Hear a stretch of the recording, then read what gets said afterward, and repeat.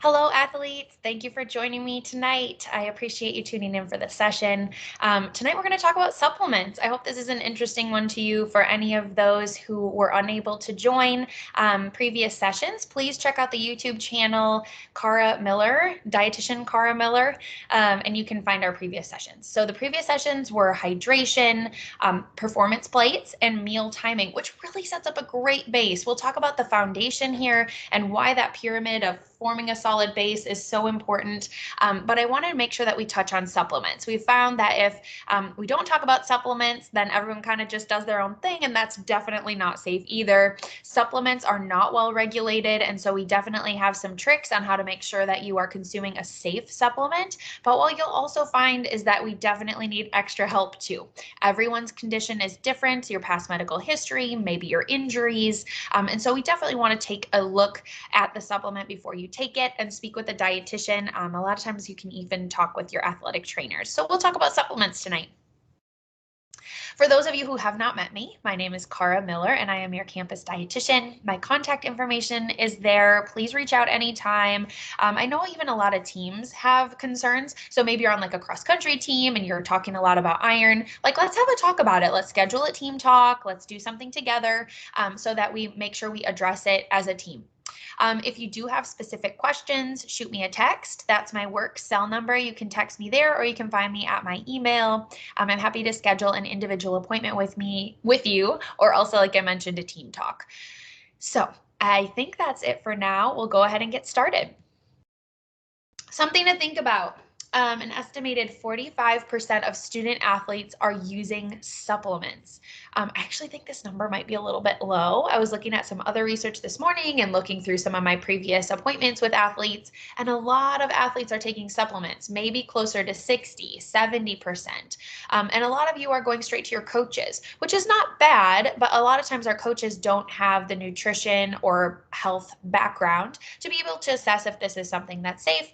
And they've got a lot of other stuff going on too. So make sure it's okay to ask your coaches for some basic, who should I turn to? What should I do? But make sure that you're reaching out to the dietitian, to your athletic trainer, to make sure that what you're providing your body is a safe option.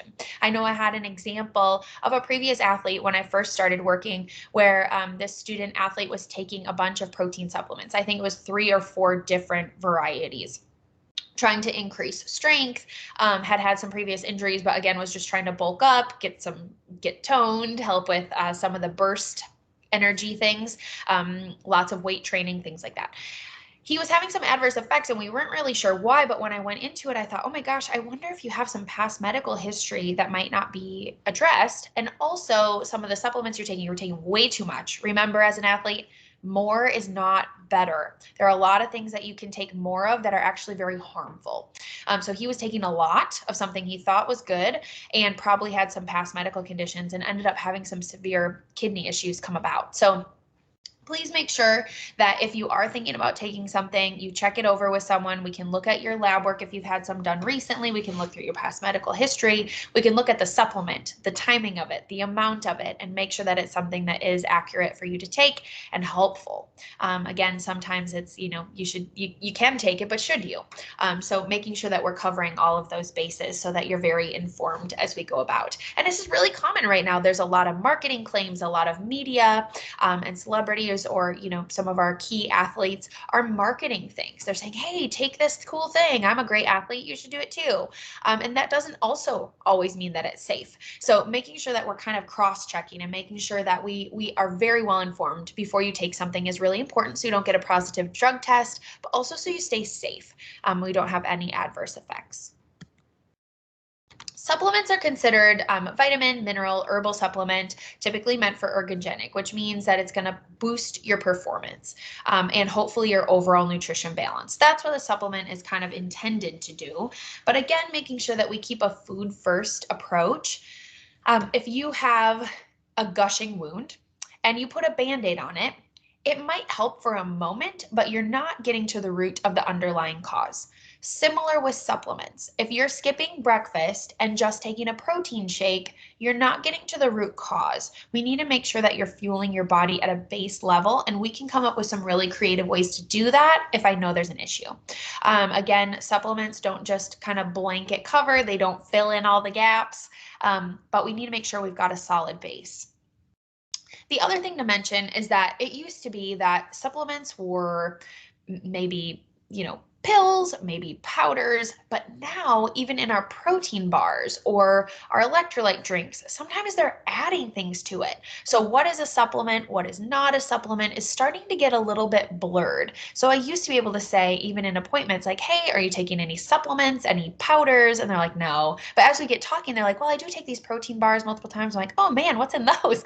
We need to make sure we're looking into it because it may seem like a food, but it actually may have some supplement. So we want to make sure that we're looking at all the items you're consuming that are not strictly foods. I think this is a great visual. I know it's from MyFitnessPal, but I think that this pyramid is a great visual for you. I'm not a calorie counter. There are a few select athletes that might benefit from calorie counting, but overall, most of you do not need that. You need a strong base. We need whole foods at the bottom, and whole foods, I not mean like going to Whole Foods, right? Whole foods would be like, are you eating your proteins? Are you getting in your carbohydrates? Are you getting in your color? Are you getting in your hydration? That's our base. Then we can look at the micronutrients. These are the vitamins and minerals that naturally are coming from foods, fruits and vegetables. Fruits and vegetables are also loaded with water. They're going to help with your hydration status. All really good things here. Tier 3 is meal timing. So again, we covered hydration, we covered performance plates in previous talks, and just the last one was the meal and snack timing. So all of those are the base, right? Then we look at the sport fuel. Sport fuel would be things like your Gatorade Powerade, might be a protein or energy bar, might be some additional options like a goo pack or like a squeezy. If you're an endurance athlete, you might take some carbohydrates, maybe some electrolyte replacement drinks. All of those would be your sport fuel. So that's what would come next. And then if you've got the solid base, you can look at your supplements and you're like, yeah, carb, but like, I don't have time for breakfast. I just need something quick. Let's talk about that. I think we can come up with some things before jumping to supplements, or even saying like, hey, I've been injured. I need a supplement. Maybe you do, maybe you would benefit, but we don't know the true effect of that supplement unless you have the solid base. So again, kind of coming back to, you can take the supplement, but should you? So a few options we can talk through are, did I skip a slide? No. Okay, so your vitamin-rich foods, these are common things that a lot of athletes say like, hey, should I take an omega-3 or fish oil? Hey, should I be taking iron? Let's talk through some of these as food sources. And then if you're still questioning, you don't like these foods or something like that, we can talk about it. Iron can come from your nuts and seeds. It can come from your beans and legumes. It's also in your meat sources. So making sure that you've got those is going to help with your iron. The other thing is to take it with fruits and vegetables. So if you are taking an iron supplement and it's been prescribed to you, or you have reviewed it with someone, take it with vitamin C, maybe some orange juice. If you don't have a prescription, you don't know if you should be taking iron, please start with food first. You can be taking like your chicken or your beef on a salad with some strawberries, or this time of year, like let's say craisins or dried craisins are in, right? So there are a lot of different things that you can add to it to add that vitamin C, which helps the absorption so you get the biggest bang for your buck.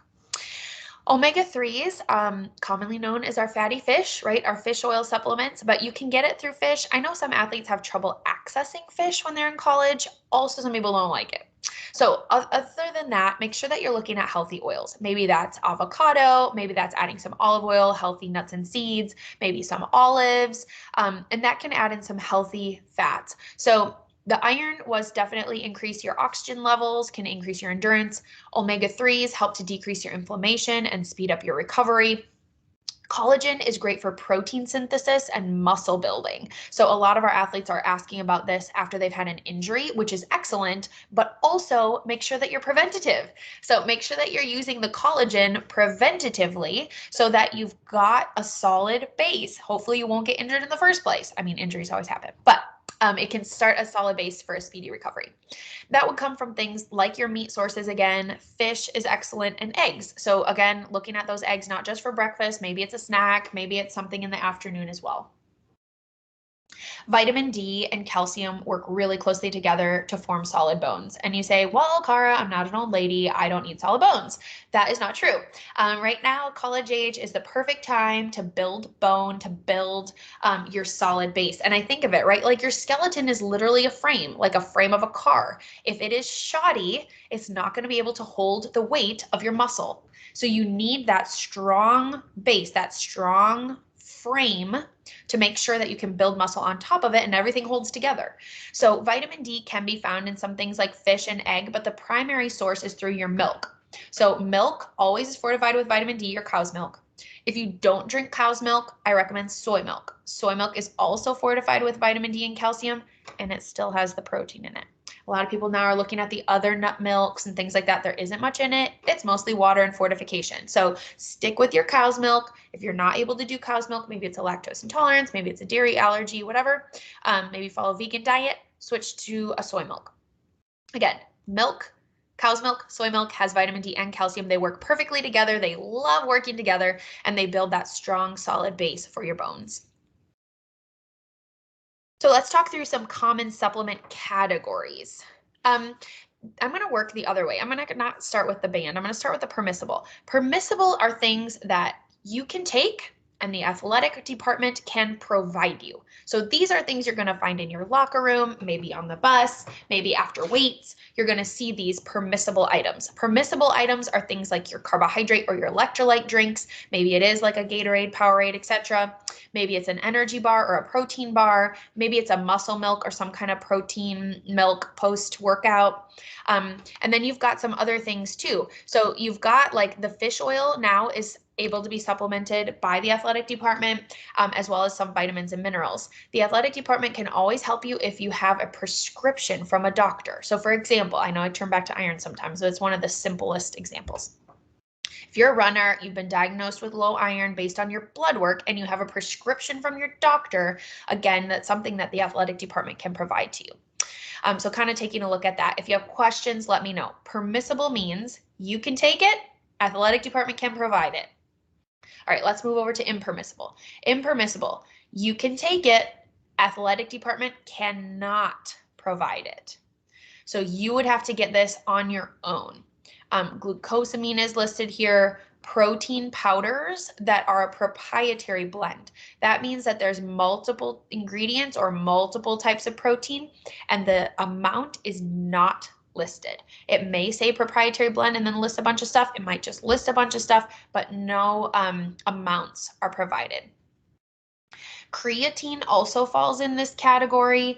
That creatine can, help with our burst energy. It can help synthesize some of our muscle. It can help post-injury, but this is not something that the athletic department can provide because it's not a whole protein. It's been broken down. Creatine is like individual amino acids, a few of them put together. So that's something that the athletic department is not able to provide to you. The other one is branched chain amino acids. Another one might be like melatonin. Maybe green tea extract is another one that gets really tricky because sometimes it's added to bars or it's added to drinks. And so that's a tricky one because we don't want to walk that like slippery slope of it's in there, but we don't know how much or whatever. And so often that green tea extract falls in the impermissible category. All the way to the left are our banned supplements. These are ones that most people are familiar with, but remember that supplements aren't well regulated. And so the FDA is not double checking that what they say on the ingredient list is actually in there. Sometimes things have been contaminated and maybe it says like a certain thing that's impermissible or whatever, say glucosamine, just as an example, but it has something in it. It's been contaminated with a banned substance. Now, if you go in for a drug test, you might test positive. So we have to be super careful with that. Banned items are stimulants, diuretics, anabolic agents, and any growth hormones or growth peptides. So there is a list on the NCAA. I'm happy to provide it to anyone with a list of banned supplements, or I'm happy to review those with you as well. There is an extensive list. I'm not going to go through all of them today. So we mentioned a few of these already. Creatine I mentioned. Whey and creatine are often linked together, but they're separate. Whey is actually a complete protein. It's found in our milk products. So for example, if you've got Greek yogurt after practice and you see like that water on the top, don't dump it out. Stir it in. That's the way. You may have heard the old like children's tale, like the curds and whey, you know, Bo Peep or whatever that one is. And so the curds and whey, when you spin the milk, curds, the solids come out and the liquid is left. The liquid is the whey. And so that is actually what's helping with the protein synthesis and muscle building. I really love using a Greek yogurt at night as an evening snack because that does have some of that whey and also some casein, which can help with your muscle recovery overnight. So again, keep those in mind.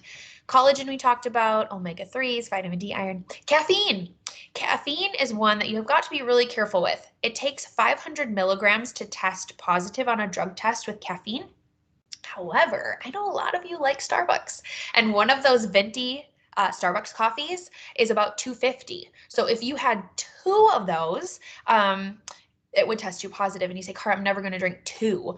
But caffeine has a really long half-life. What that means is that when you drink it, it stays in your body for quite a while. So like maybe you have one at 10 and another at 2 with your pregame meal, and you're going to play at 3 or 4 o'clock. I don't know, just an example. That could test you positive because it's in your body for a long time. So pay attention to that. Another thing is like the drip coffee is 5 to 6 cups of drip coffee. They're pretty equivalent. So that's what that 500 milligrams is. So it's not that much actually. Another one we might hear people talk about now are juices. And I'm not necessarily talking about like going down to your local juice shop or whatever. But a lot of common juices now are like your beetroot juice or your tart cherry juice. These are great for increasing the oxygen in your blood and oxygen flow, which helps to decrease your inflammation and speed up your recovery. So again, we just need to know what's in them is actually in them. I would think it would be pretty hard to get, you know, tart cherry juice with something else in it, but you just don't know. So we want to make sure that they are third-party tested. So a couple of things we want to always ask. I can help walk you through these. Your athletic trainers can help as well.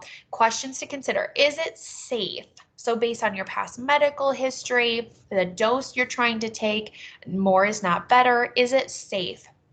Is it legal? Especially for our international students and for some others, if we're buying product on Amazon or from a generic shop, is it legal? Do we actually know that it's a legal thing, that what's in it is in it? Keep all of that in mind. Is it effective? Are you taking it at the right time? Are you taking the right dose? Is it effective based on your past history? Is it something that has some research, but you're actually just getting a placebo effect, or kind of like the buzz from taking it, but it's not actually the supplement? Again, remember, we've got that solid base that we have to form. So sometimes taking a supplement, we're like, I feel better, but are you actually feeling better? Is it actually effective for you? And then can you afford it? This is a big one. I don't want you to break the bank just trying to boost your performance, right? I know a lot of you will do anything to boost your performance, but we do want to make sure that we're safe, everything is legal, it's effective, and that you can afford it. And a lot of times the food first, again, is a little bit more affordable. So kind of keeping that in mind as well as you're trying to choose a supplement. What you want to look for is this third-party testing. It just gives you reassurance as an athlete that what you see on the label is actually what's in the product. Nothing is 100%. You need to take these at your own risk, but that doesn't mean we can't be super informed and knowledgeable about that.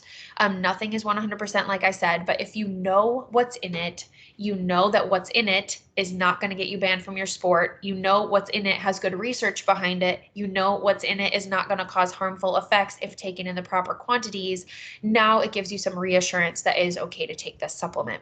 So 2 of the most trusted third-party testing organizations are NSF, Certified Sport, and also Informed Choice. Both of these are excellent. You can look for the brand. You can also go to the website and type in whey protein or whatever. It'll give you all the list from each of them. Most of them don't cross over, just so you know. Like most of them don't always have like both. They may have one or the other, and that is fine. So let's take a look at this label. It's Nordic Naturals. It's an omega-3 supplement. You can see non-GMO, purity, blah, blah, blah. But let's see. Yes, we can see right at the bottom right, NSF, certified for sport. That's what you're looking for. Now, beyond that, is it safe for you based on your past medical history, things like that? That's something else to assess. But what this means is that what they say is in this product is actually in this product, and that can give you some reassurance. So I hope you learned a few things today. I wanted to let you know that overall, please ask questions. Ask me questions, ask your athletic trainer questions, be informed. I don't expect you to be an expert, but we do need you to know what you're putting in your body, how much you're putting in your body, and is it safe for you to put it in your body? Are you going to test positive for a drug test? We don't want that. We want you to be able to play. I know you want to improve your performance. We want that too. But there are definitely safe ways to go about that. If you've been injured, if you've gotten some lab work back recently that was abnormal, I'm happy to review that with you. But just keep in mind, we want third-party tested supplements. We want them to have some research behind them, and I would love to review your past medical history. Your athletic trainer can help guide you as well. But check out this nsfsport.com. Don't be purchasing from the cheapest on whatever website you can find. We want you to be really well informed and have products that are accurate. So I hope this was helpful for you. I'm not going to do the evening presentations moving forward, but I will post them to the YouTube channel as a recording. I know everyone's schedules are getting really crazy, and I want to make sure that you have the information at your own time. So please check back. January will be off, but towards the end of January, early February, I will be posting the next talk, which is fad diets. We're going into January. Everyone has New Year's resolutions. And I want to make sure that you know some of the pros and cons of some of the fad diets that are being talked about. You live in diet culture. You live in college. You live in the world of social media. There are a lot of influencers on you. And I want to make sure that you have accurate information. So if you've considered keto, if you've considered intermittent fasting, if you've considered a vegan diet, if you've considered, I don't know, paleo, Whole30, there's so many out there. I'm going to be talking through those and where some of those pitfalls are. Anything that eliminates a major food group is a red flag for me. So I just want to make sure that you have the accurate information, again, to make the best decision for you and your body. If you have questions, please let me know. Please reach out anytime. I have this is the coach's session file, whatever, but you can use it too. It has my contact information at the bottom. I will still keep doing the coach talk in the morning. So if you are available at 8:30 in the morning, I'll talk to coaches, but it's the same information. You're welcome to tune in live. Again, my email address is at the bottom and my phone number, so please reach out anytime, and I look forward to seeing you again really soon. Take care. Fuel well.